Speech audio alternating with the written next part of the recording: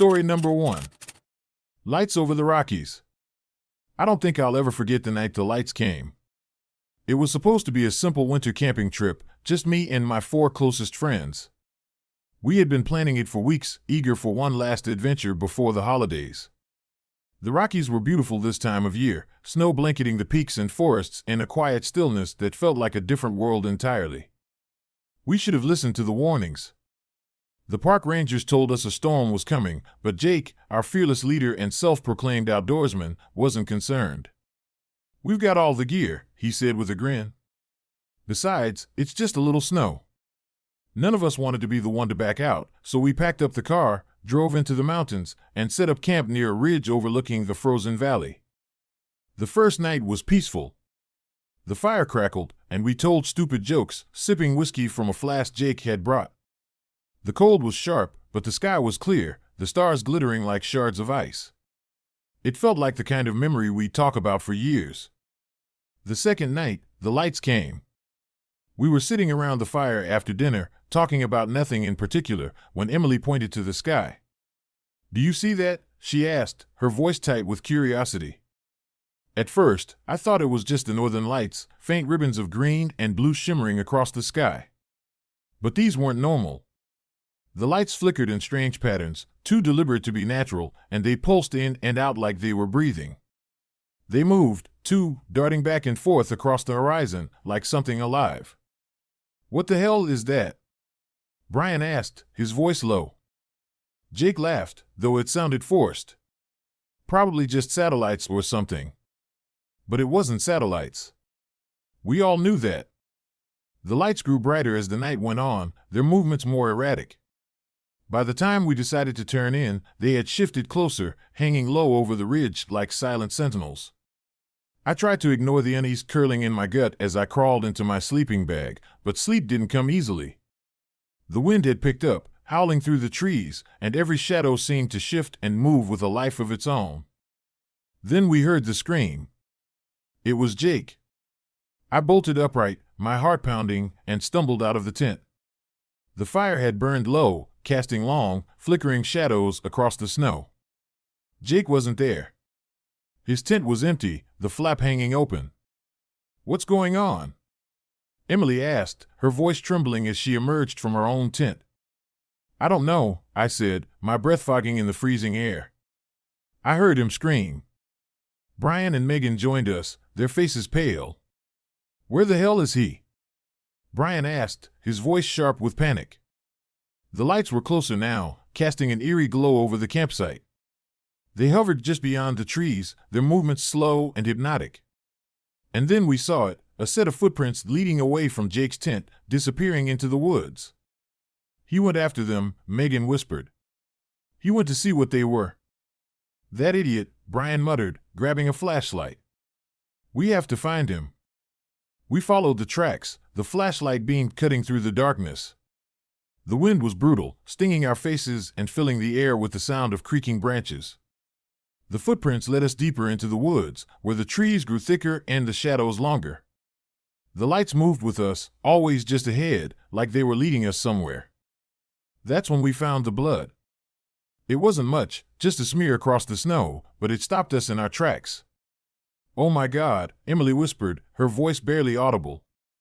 "Is that—" "We need to keep moving," Brian said, though his voice wavered. The footprints continued, but they were different now, drag marks, like something had been pulled through the snow. I felt a cold knot of dread form in my stomach, but I didn't say anything. We just kept walking, following the trail, the lights growing brighter with every step. We found Jake in a clearing. At least, we found what was left of him. His body was sprawled in the snow, his eyes wide open and his face frozen in an expression of pure terror.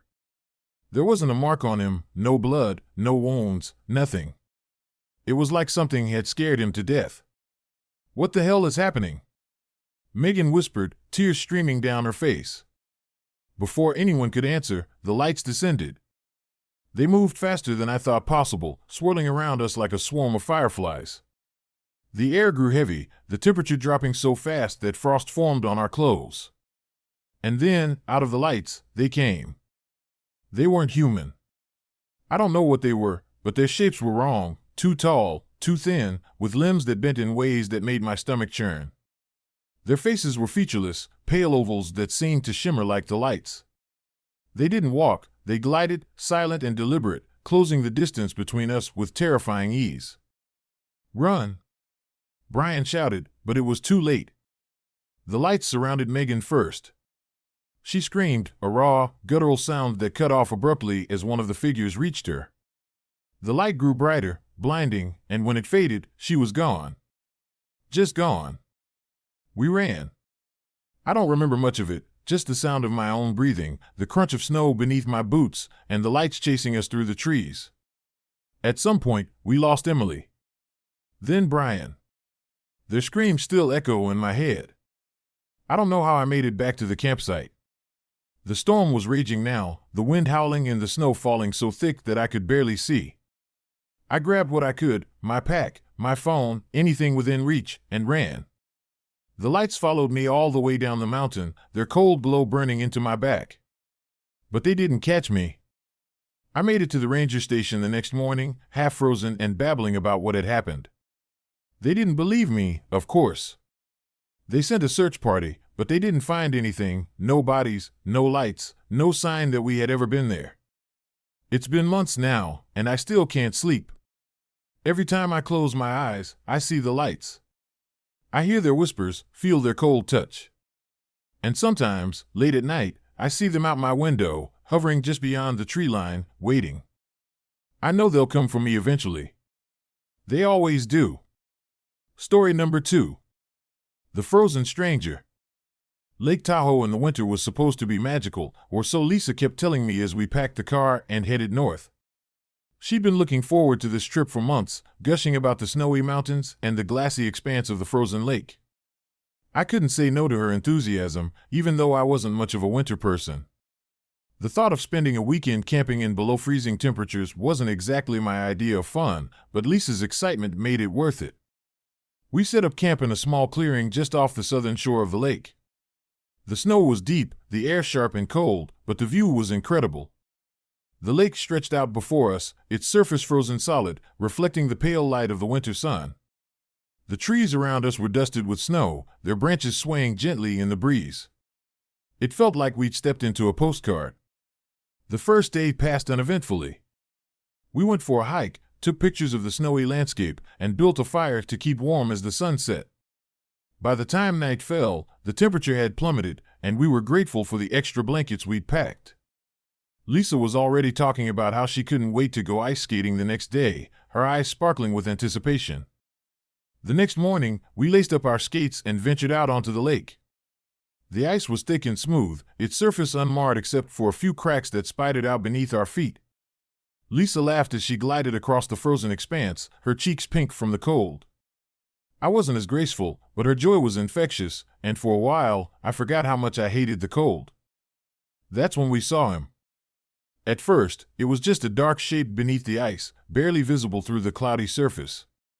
Lisa stopped skating and squinted down, her brow furrowing. "What is that?" she asked, pointing. I skated over and peered down. The figure was clearer now, a man, lying on his back beneath the ice, his face turned up toward us. His eyes were wide open, frozen in an expression of terror. His hands were splayed out as if he'd been clawing at the ice from below. "Jesus Christ," I whispered, stumbling back. "Is he?" Lisa nodded, her face pale. "We need to call someone. The police, the rangers, someone." We turned and skated back toward the shore as fast as we could, slipping and stumbling in our haste. But when we reached the edge of the lake and looked back, the man was gone. The ice was smooth, unbroken, as if nothing had ever been there. Lisa stared at the lake, her breath fogging in the cold air. "He was there," she said, her voice trembling. "I saw him." "So did I said, though I could hardly believe it myself. Maybe we should check again.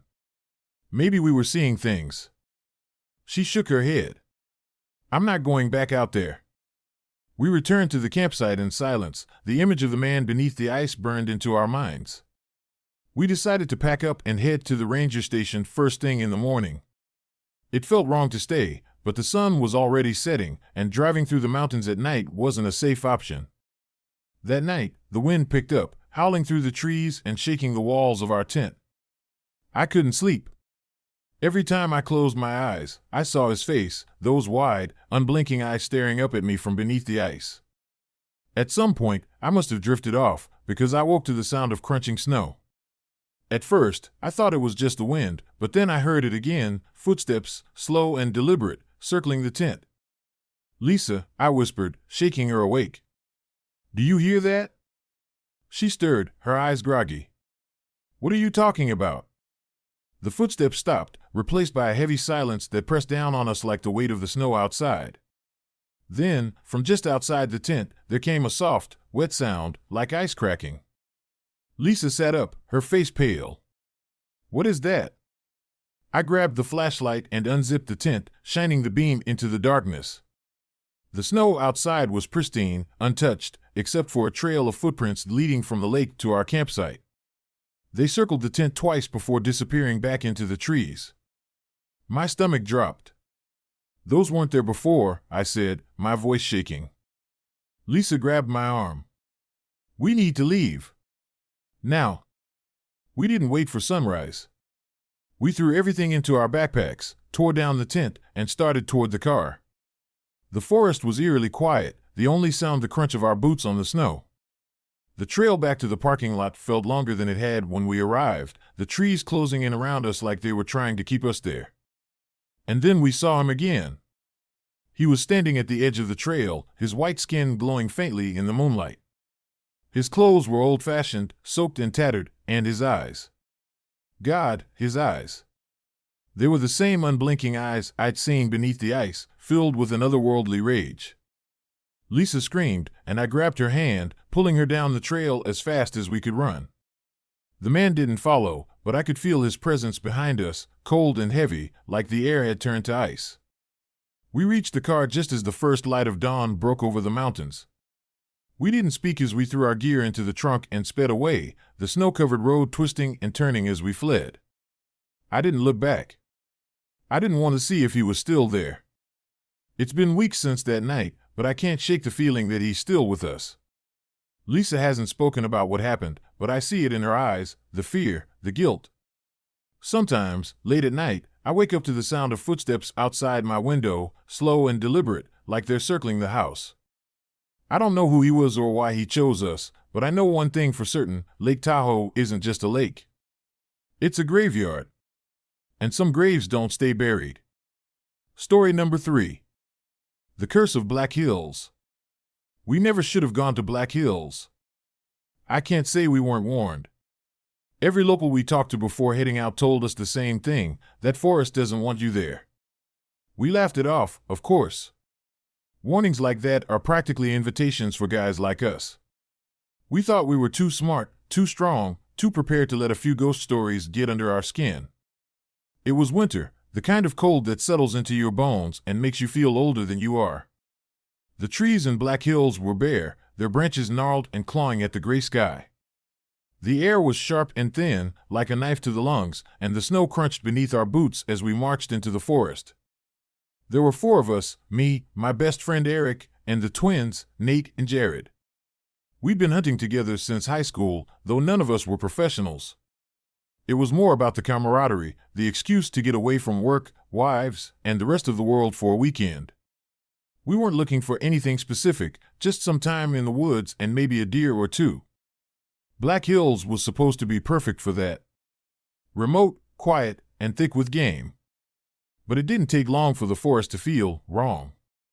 The first sign was the silence.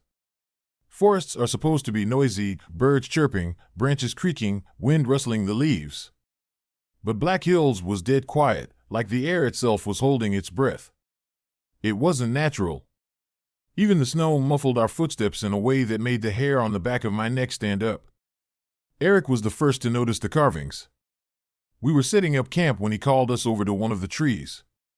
Etched into the bark was a symbol, a spiral surrounded by jagged lines, like some kind of sunburst. "What do you think it means?" Eric asked, running his gloved fingers over the grooves.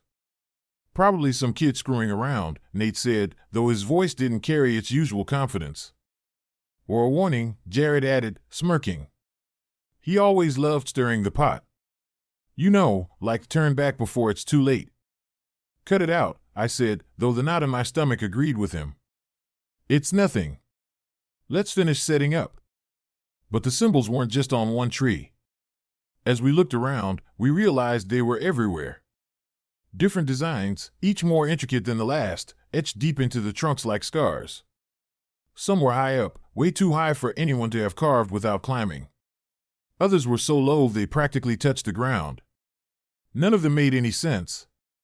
By the time the sun started to set, the forest felt like it was pressing in on us. The shadows stretched long and deep, and the cold seemed sharper, biting through our jackets no matter how close we sat to the fire.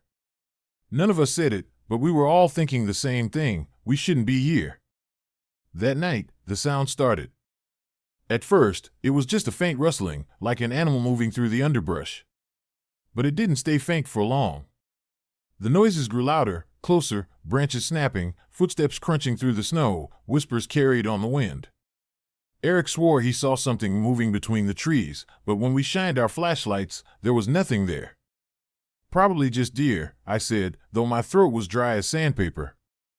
Deer don't whisper, Jared muttered, his hand tightening around his rifle. By midnight, none of us were sleeping. We sat around the fire, the light casting long, flickering shadows on the tents. Every sound made us jump, every flicker of movement in the corner of our eyes turned our stomachs to ice. It felt like the forest was watching us, waiting. The next morning, we decided to leave. None of us said it outright, but we all knew this wasn't a place we wanted to spend another night. We packed up quickly, our breaths puffing in the freezing air, and started back toward the trail we'd come in on. Or at least, we thought we did. It didn't take long to realize something was wrong. The trail, which had been so clear on the way in, was gone. Every path we tried led us back to the same spot, our campsite. It didn't make sense. We'd been hunting these woods for years. We knew how to follow a trail, how to use a compass, but no matter what we did, we couldn't leave. By noon, the panic was starting to set in. Eric swore the carvings on the trees had changed, that they were getting more intricate, more menacing. Nate and Jared got into an argument about which direction to go, their voices echoing through the trees like gunshots. I tried to keep us calm, but my own nerves were fraying with every passing hour. That's when we saw the figure. It was just a shadow at first, barely visible between the trees. Tall, thin, draped in something dark and tattered. It didn't move, didn't make a sound, but it was there, watching us. We froze, our breaths catching in our throats. Then, as quickly as it appeared, it was gone. What the hell was that? Nate whispered, his face pale. Let's keep moving, I said, trying to keep the fear out of my voice. Stick together. But the figure wasn't gone. It kept appearing, always at the edge of our vision, always just far enough away that we couldn't get a good look. The more we tried to avoid it, the closer it seemed to get, until we could feel it, cold, heavy, suffocating, like the air itself was turning against us. By the time the sun set, we were back at the campsite, our nerves shattered. The fire felt like a pathetic defense against the darkness that pressed in on us from all sides. The sounds had returned, branches snapping, footsteps circling, whispers that seemed to come from everywhere and nowhere. And then we saw it, standing just beyond the edge of the firelight. The figure was no longer just a shadow. It was tall and impossibly thin, its limbs too long, its face obscured by a shifting, writhing darkness that made my stomach churn. It didn't move, didn't speak, but its presence was a weight that crushed the air from our lungs. Stay together, I whispered, though my voice was shaking. Don't move. But Eric didn't listen. He raised his rifle, his hands trembling, and fired. The sound was deafening, echoing through the forest like a thunderclap. When the smoke cleared, the figure was gone. For a moment, we thought we were safe. Then the fire went out. The next few hours were a blur of terror and chaos. The darkness was alive, pressing in on us, tearing us apart. I remember running, the sound of screams fading behind me, the cold air burning my lungs. When I finally collapsed in the snow, I was alone. I don't know how I made it out of Black Hills. The rangers found me near the edge of the forest, half frozen and incoherent. They asked about the others, but I couldn't speak. I still can't. I don't go into the woods anymore. Not here, not anywhere. Because I know what's waiting. Black Hills doesn't let you leave. Not really. It keeps a part of you, dragging you back no matter how far you run. And sometimes, late at night, I hear the whispers. Story number 4. Whispers in Yellowstone. Yellowstone in the winter was supposed to be breathtaking. That's what my wife, Laura, kept saying as we packed the SUV with camping gear, thermal blankets, and enough food to last a week. She'd been obsessed with the idea ever since she read some blog about how beautiful the geysers were surrounded by snow. It'll be an adventure, she said, her eyes lighting up. The kids will love it. Our kids, Mason, 10, and Lily, 8, weren't as excited. They were bundled up in the back seat, faces glued to their tablets, headphones on to block out the world. I didn't blame them. A family camping trip to Yellowstone in December wasn't exactly Disney World. But Laura had that look in her eyes, the one that said she'd already decided this was going to be magical, and I wasn't going to argue. We arrived at the park late in the afternoon. The ranger at the gate gave us a skeptical look when we told him we were camping. Storm's coming through, he said, leaning out of his booth. Supposed to get real cold tonight. You folks sure about this? We're prepared, Laura said with a confident smile. We've got all the gear. He didn't look convinced, but he waved us through. We drove deep into the park, past frozen rivers and snow-covered meadows, until we found a secluded spot near a cluster of hot springs. The steam rose in ghostly tendrils, the air filled with the faint smell of sulfur. It was beautiful, in a stark, eerie kind of way. We set up camp as the sun dipped below the horizon, the sky turning a deep shade of blue. The kids complained about the cold, but Laura and I kept them busy gathering firewood and unpacking the supplies. By the time the fire was roaring and dinner was cooking, the complaints had stopped, replaced by tired smiles and rosy cheeks. It's not so bad, right? Laura said, nudging me as we sat by the fire, watching the kids toast marshmallows. I nodded, but something about the place felt off. The silence was too complete, the kind that pressed against your ears and made every crackle of the fire seem too loud. The wind whispered through the trees, carrying with it a faint, high-pitched sound I couldn't quite place. I told myself it was just the wind. That night, I woke to the sound of someone whispering my name. David, the voice said, soft and close, like someone was leaning right over me. My eyes snapped open, and I sat up, heart pounding. The tent was pitch black, the only sound the gentle rustling of the wind against the fabric. David, it said again, clearer this time. My skin crawled. Laura, I whispered, shaking her awake. Did you hear that? She groaned, pulling the sleeping bag over her head. Hear what? I didn't answer. The voice didn't come again, and after a few minutes of listening to nothing but the wind, I convinced myself I'd imagined it. But I didn't sleep. In the morning, I found the first set of footprints. They circled our tent, wide and deep, like someone, or something, had been walking around us all night. At first, I thought they were animal tracks, maybe a bear or wolf. But when I crouched down to examine them, my stomach twisted. They weren't animal tracks. They were human hands. Fingers pressed into the snow, long and spindly, leading away from the tent and into the woods. I called Laura over, trying to keep my voice calm so the kids wouldn't hear. Look at this, I said, pointing to the tracks. Her face paled. What the hell? Are those hands? I nodded, my mouth dry. They must be from an animal. A raccoon or something. Raccoons don't have hands that big, she said, her voice trembling. And they don't walk like that. We both stared at the tracks for a long time before Laura shook her head and forced a smile. It's nothing, she said, more to herself than to me. Just some weird trick of the snow. But I could see the fear in her eyes. The rest of the day passed uneventfully. We hiked to the hot springs, the kids marveling at the steam and the vivid colors of the mineral deposits.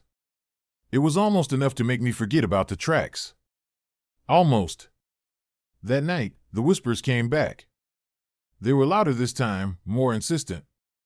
David, they called. Laura. Mason. Lily. Each name was drawn out, the syllables lingering in the cold air. They didn't come from any one direction, they were everywhere, surrounding the tent, moving through the trees. I sat up, my pulse racing. Who's there? I called, my voice shaking.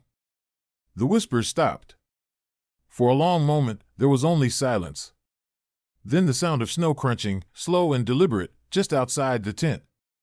Laura grabbed my arm, her fingers digging into my skin. What is it? She whispered. I shook my head, unable to speak. I reached for the flashlight, fumbling with the switch, and shone it toward the entrance of the tent. The beam of light cut through the darkness, but there was nothing there. Just the snow, pristine and undisturbed. When morning came, the tracks were back. More of them this time, circling the tent and leading off in every direction.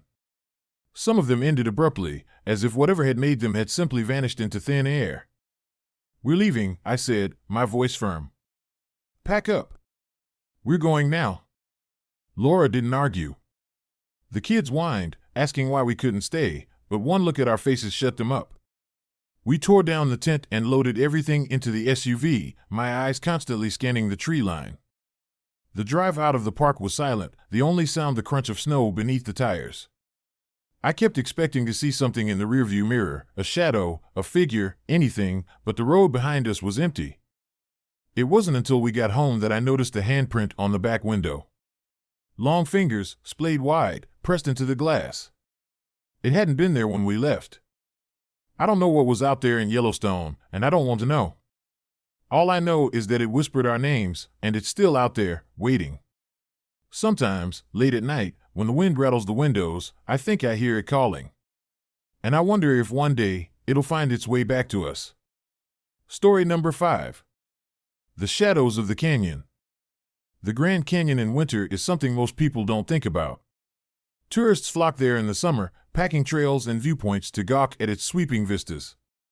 But in December, the crowds vanish, leaving the canyon shrouded in silence. It's a kind of desolation that appeals to a certain type of person, people like my friends and me. There were 5 of us, me, my girlfriend Emily, her younger brother Josh, and our friends Mason and Clara. We were adventurers, or at least we liked to think of ourselves that way. So when Mason suggested a winter camping trip to the Grand Canyon, the idea of braving the cold and isolation sounded perfect. We weren't naive, we knew the dangers. Harsh weather, treacherous terrain, no cell service. But we told ourselves we could handle it. I regret every minute of that decision. We set up camp on the south rim, away from the main trails and overlooks. Mason had found the spot on some backcountry forum, a place so remote you wouldn't see another soul for miles. It was breathtakingly beautiful. The canyon stretched before us, its jagged walls painted in shades of red and orange that glowed in the low winter sun. Snow clung to the edges, glittering in the light. But the beauty felt heavy. There was something about the stillness that made the hair on the back of my neck prickle, though I chalked it up to the eerie quiet. On the second day, we found the tomb.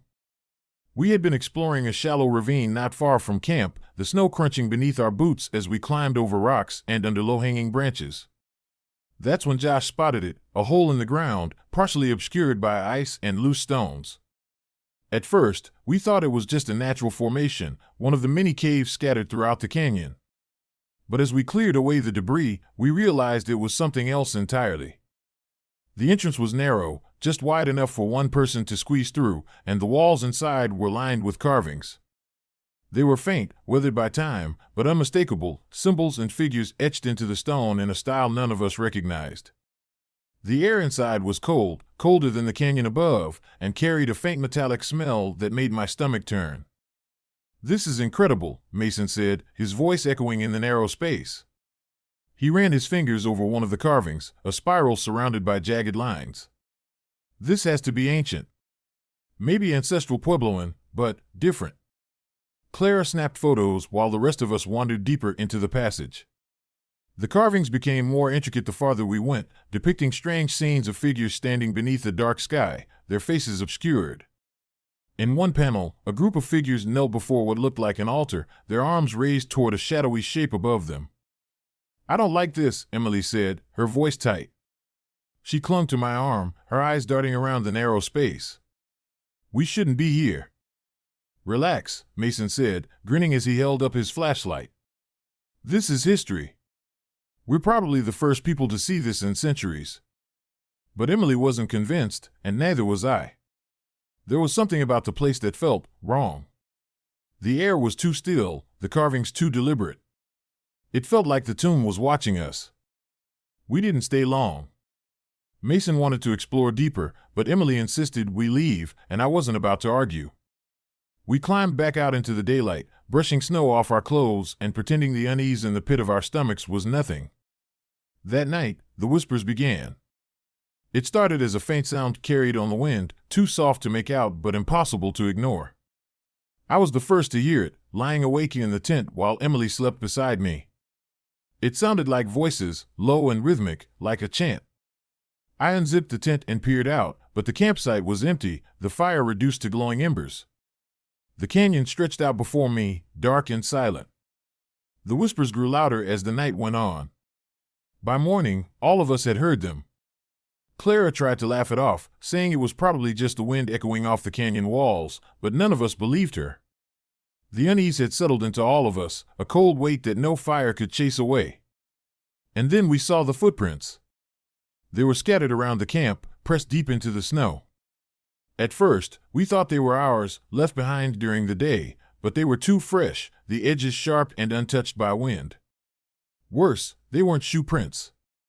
They were bare feet, large, with long, spindly toes that pressed deep into the snow. The tracks led from the edge of the canyon, circling the camp before vanishing into the trees.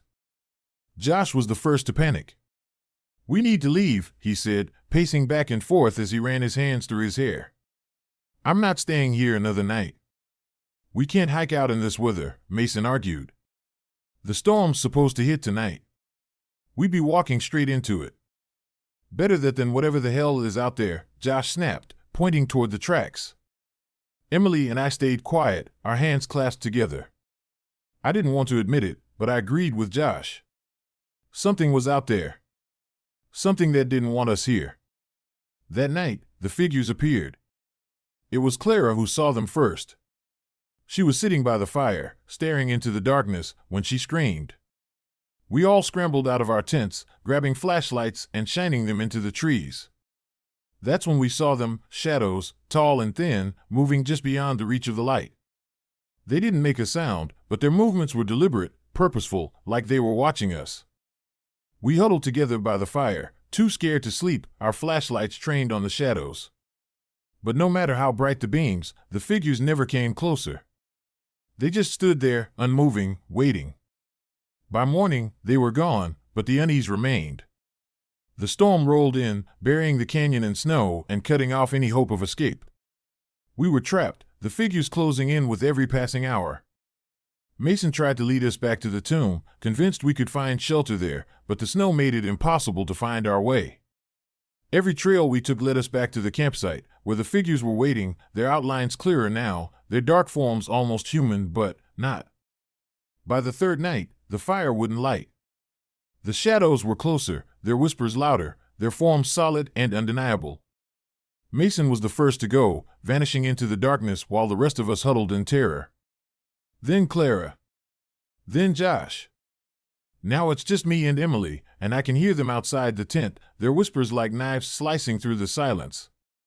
I don't know what they want, but I know they won't stop until they have us. The tomb should have stayed buried.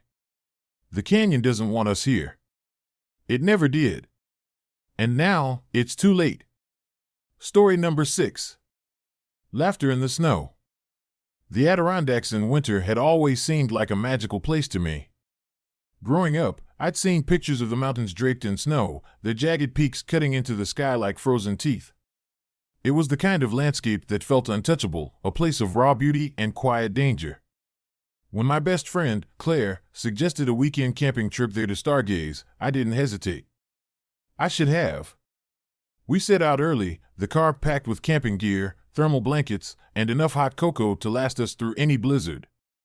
Claire had found a spot online, an old campsite deep in the forest, long abandoned but still accessible if you knew where to look. "It'll be perfect," she said, her excitement lighting up the car like a second heater. No crowds, no noise. Just us, the stars, and the snow. The drive took most of the day, winding through narrow roads that twisted between towering trees and frozen streams. By the time we reached the turnoff for the campsite, the sun was already sinking, casting long shadows across the snow. The path was rough, barely more than a track carved into the forest, but Claire was determined.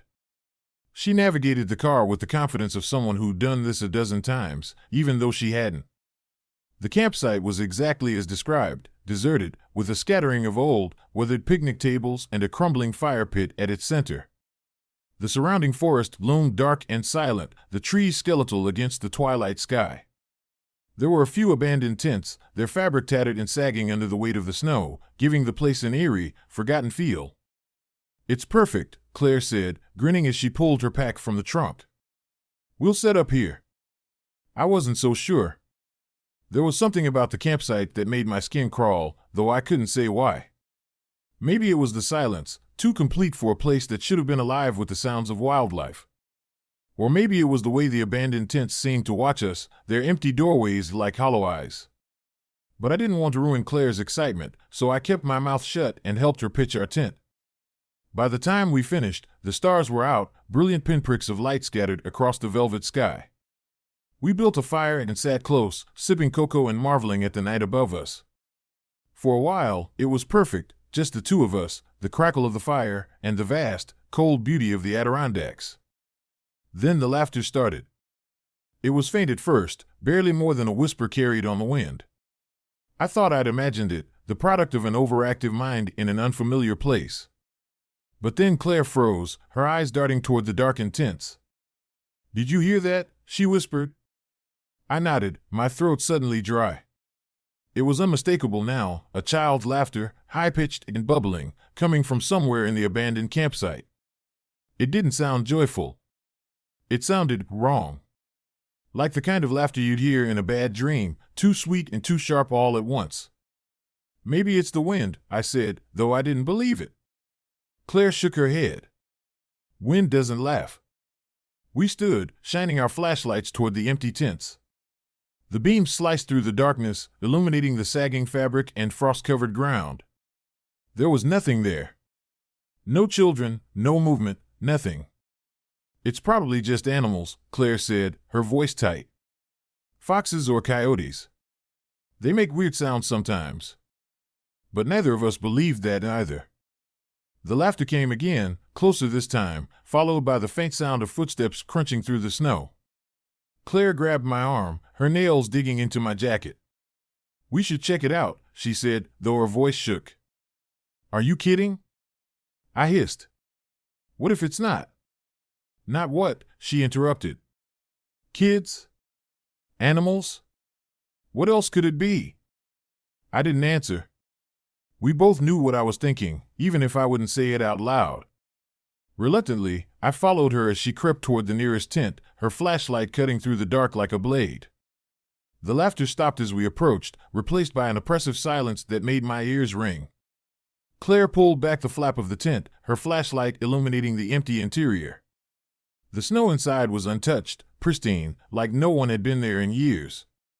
Then, out of the corner of my eye, I saw it, a small figure darting between the trees at the edge of the campsite. I whipped my flashlight toward it, but it was gone before the beam could catch it. "What is it?" Claire asked, turning to me. "I saw something," I said, my voice trembling. "A kid, I think." But even as I said it, I knew that wasn't right. The figure had been too small, too quick, its movements unnatural. We went back to the fire, though neither of us sat down. The laughter didn't return, but the forest felt heavier, like it was watching us, waiting. Eventually, Claire suggested we go to bed, though I could tell she didn't want to. Neither did I. That night, I dreamed of children's faces, pale and round, staring at me through the walls of the tent. Their eyes were hollow, their mouths frozen in two wide grins. I woke to the sound of footsteps circling the tent, slow and deliberate. Claire was already awake, her eyes wide in the dim light of the flashlight she clutched. "Do you hear it?" she whispered. I nodded, too scared to speak. The footsteps stopped, replaced by the sound of something brushing against the tent fabric, like fingers trailing across the surface. Then came the laughter, louder this time, right outside. Claire unzipped the tent just enough to peek out, her flashlight trembling in her hand. I held my breath, every muscle in my body screaming for her to stop. But when the light cut through the darkness, there was nothing there. Just snow. The next morning, we found the tracks. They were everywhere, small footprints pressed into the snow, circling the tent and leading toward the abandoned campsite. Some of them were handprints, as if whatever had been out there had crawled on all fours. The snow was undisturbed beyond the campsite, the tracks vanishing into nothing. "We're leaving," Claire said, her voice shaking as she stuffed her gear into her pack. "I don't care about the gear. I don't care about the stars. We're leaving." I didn't argue.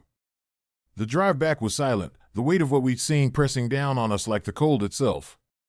We didn't talk about the laughter, the tracks, or the figures we'd seen in the snow.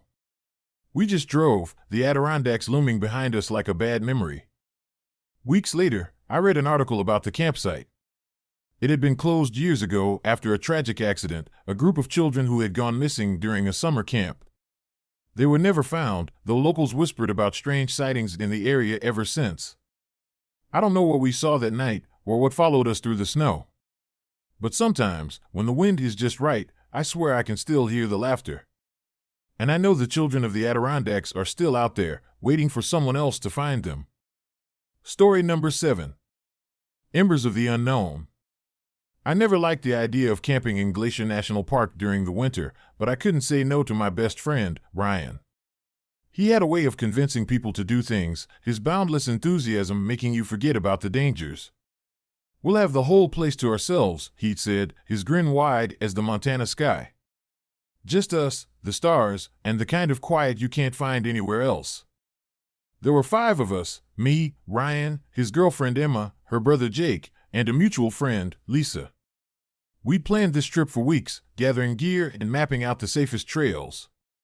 The winter had been especially brutal, and Glacier was notorious for its harsh conditions, but Ryan insisted it would be worth it.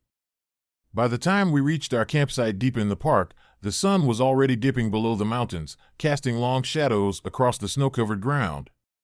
The air was razor-sharp, each breath biting and cold. We set up our tents near a small clearing, not far from a frozen creek, and piled wood high in the fire pit. Ryan wanted a big fire to keep us warm through the night. The first few hours were perfect. The flames danced and crackled, throwing sparks into the night sky. We sat close, passing around a flask of whiskey and telling stories. The snow muffled the world around us, making the firelight feel like the only thing holding back the darkness. It was almost midnight when Ryan stood up, brushing snow off his jeans. "I'm gonna grab more wood," he said, his voice casual. "This fire's not gonna last all night." "Take Jake with you," Emma said, her tone half joking, half serious. "You'll freeze out there alone." Ryan laughed. "I'll be fine. It's just a few steps into the trees." We watched as he disappeared into the shadows, his flashlight bobbing like a tiny star before vanishing altogether. The fire crackled louder in his absence, and we huddled closer, the cold creeping in around us. 15 minutes passed. Then 20. The whiskey wasn't helping anymore. "Shouldn't he be back by now?" Emma asked, her voice tight with worry. Jake stood up, brushing off his gloves. "I'll go check on him. He probably got distracted." "Be careful," Lisa said, her eyes darting toward the tree line. Jake nodded and grabbed his flashlight, following Ryan's trail into the darkness. The rest of us sat in tense silence, the firelight casting flickering shadows across our faces. The forest around us seemed to grow quieter, the usual rustling of the wind and creaking of trees replaced by a stillness that felt oppressive. When Jake didn't come back, the fear started to creep in. "Something's wrong," Emma said, her voice trembling. "They should be back by now." Lisa and I exchanged a glance, neither of us wanting to admit what we were thinking. But before we could say anything, we saw him. Ryan was standing just beyond the edge of the firelight, his figure barely visible against the darkness. Relief flooded through me, but it was short-lived. Something was off. He was still. Too still. His arms hung limply at his sides, his head tilted slightly as though he were listening to something we couldn't hear. The flames illuminated his face, and I froze. His eyes weren't right. They reflected the firelight in a way that wasn't natural, too bright, too focused. His lips were curled into a strange, stiff smile, one that didn't reach his eyes. It was like a mask, stretched over his face, pretending to be human. "Ryan?" Emma called, her voice shaking. He didn't respond. He didn't move. "Ryan, where's Jake?" Lisa asked, taking a hesitant step toward him. Still nothing. The fire crackled louder, the only sound in the suffocating silence. Then, slowly, he raised one arm and pointed toward the trees. "What the hell are you doing?" I asked, my voice barely above a whisper. He didn't answer. Instead, he stepped closer, his movements jerky and unnatural, like a puppet on invisible strings. That's when I noticed the snow around his boots. It wasn't disturbed. He wasn't leaving footprints. "Get back," I said, grabbing Emma's arm and pulling her behind me. Ryan, if it was Ryan, stopped just short of the firelight, the glow highlighting the unnatural sharpness of his features. His smile widened, his teeth too white, too perfect, like they'd been carved from ice. "Where's Jake?" Emma asked again, her voice rising in panic. Ryan tilted his head, his eyes locking onto hers. And then he spoke, but it wasn't his voice. It was layered, distorted, like multiple voices speaking at once. "He's waiting." "What the hell is that?" Lisa whispered, clutching my arm. Ryan, or the thing wearing Ryan's face, took another step forward, his head twitching unnaturally. The flames dimmed, flickering like they were struggling to stay alive, and the cold grew unbearable, sinking into my bones. "We need to leave," I said, my voice shaking. "Now." But the thing didn't let us go easily. As we scrambled to grab our packs, the fire went out completely, plunging us into darkness. The only light came from our flashlights, their beams darting wildly as we ran toward the trail. Behind us, the laughter began, low and guttural, echoing through the trees. It wasn't Ryan's laugh. It wasn't human. I don't remember how long we ran, the snow crunching beneath our boots and the cold air burning our lungs. I just remember the sound of footsteps behind us, too many to belong to one person, and the laughter growing louder, closer. When we finally made it back to the car, we were down to 3. Jake was gone, and so was Ryan, or whatever had been pretending to be him. We didn't speak as we sped down the mountain, the headlights cutting through the snow, our breaths fogging the air inside the car. It's been months since that night, and I still don't know what we saw in Glacier. The Rangers never found Ryan or Jake, though they searched for weeks. Sometimes I dream about that fire, about the thing standing at its edge, smiling with Ryan's face. And sometimes, late at night, I hear the laughter again, faint and distant, like it's waiting for me to come back. I never will. Story number 8. The Crimson Snow. Mount Rainier has always loomed large in the imagination of the Pacific Northwest, its snow-covered peak visible for miles, stark and beautiful against the sky. I'd hiked its trails before, but winter is a different beast. It's quieter, lonelier, and if you're not careful, it's unforgiving.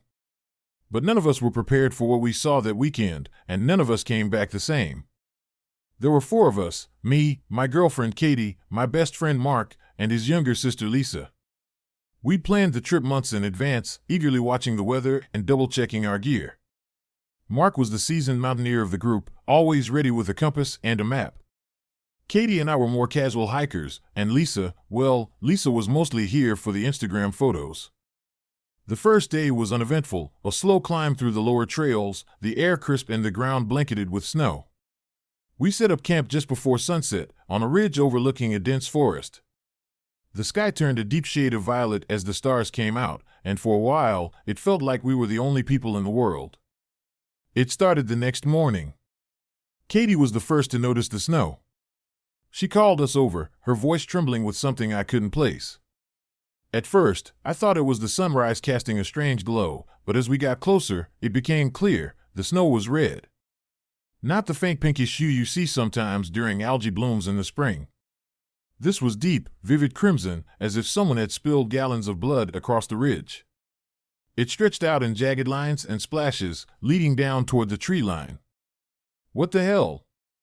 Mark muttered, crouching down to touch it. "It's not paint." Lisa snapped a picture, but even she looked uneasy. "Do you think it's, like, animal blood? A bear or something?" "No tracks," Katie said, her voice barely above a whisper. "Nothing to show what made it." We stared at the crimson snow, none of us saying what we were all thinking. It wasn't natural. Mark decided we should follow the trail, his curiosity outweighing the unease that was quickly settling in. None of us argued. It felt wrong to leave it unexplored, like turning our backs on it might invite something worse. The trail led us into the forest, where the snow thinned and the trees cast long shadows across the ground. The air was colder here, biting through our jackets and stinging our skin. The red snow grew fainter, the splashes smaller and more sporadic, until finally, we found her. She was sitting at the base of a tree, her head bowed, her long black hair falling over her face like a curtain. She wore a tattered dress, its white fabric stained with blood that dripped steadily from her hands, pooling in the snow beneath her. "Hey!" Mark called, rushing forward. "Are you okay? Do you need help?" She didn't respond. Katie grabbed his arm, pulling him back. "Wait. Something's not right." The woman lifted her head, and my stomach turned to ice. Her eyes were wide and unblinking, her skin pale as the snow around her. Her lips moved, but no sound came out, and her hands, they were wrong. The blood didn't just drip, it flowed, steady and endless, like a wound that couldn't heal. Lisa screamed, dropping her phone. The sound seemed to wake the woman, and she stood slowly, unnaturally, her limbs moving in jerks and spasms. She looked at each of us in turn, her eyes glassy, her mouth forming words we couldn't hear. "We need to go," Katie said, her voice shaking. "Now." Mark hesitated, but the rest of us were already moving, stumbling back through the trees toward camp. The woman didn't follow, but her eyes stayed on us, unblinking, until we disappeared into the forest. We spent the rest of the day in silence, huddled around the fire as the snow began to fall again. The crimson trail had vanished, buried beneath a fresh layer of white, but the unease lingered. Every sound, the crack of a branch, the howl of the wind, made us jump. That night, the dreams came. I dreamt of her face, pale and bloodied, her unblinking eyes staring into mine. I dreamt of the blood, flowing endlessly, staining the snow red. I woke to find Katie shaking me, her face pale. "She's out there," she whispered. I followed her to the edge of camp, where the fire had burned low. The woman stood just beyond the light, her head tilted, her hand still dripping blood that vanished before it hit the ground. Mark and Lisa joined us, their faces pale with fear. "What does she want?" Lisa whispered. "I don't think she wants anything," Mark said, his voice hollow. "I think she's a warning." The woman didn't move. She just stood there, watching, until the first rays of dawn broke over the horizon. Then she was gone. We packed up and left as soon as the sun rose, our footsteps hurried and our words few. But the snow wouldn't let us leave. Every trail we took led us back to the ridge, back to the place where we'd first seen the red snow. By the third day, we stopped trying. The woman came every night, standing just beyond the firelight, her silent presence suffocating. Her blood never stopped flowing, and her eyes never left us. On the fifth night, Mark was gone. We woke to find his sleeping bag empty, his gear untouched. The fire had burned out, and the snow was crimson again, a fresh trail leading into the forest. We didn't follow it. When the rangers found us 2 days later, we were half frozen, our words incoherent. They searched for Mark but found no trace of him, no sign that he'd ever been there. We haven't talked about it since. Katie won't go near the snow, and Lisa moved across the country, as far from the mountains as she could get. As for me, I dream of her still, the woman in the snow, her blood flowing, her eyes unblinking. I don't know what we woke that day on Mount Rainier, but I know it's still out there. And I know it's waiting.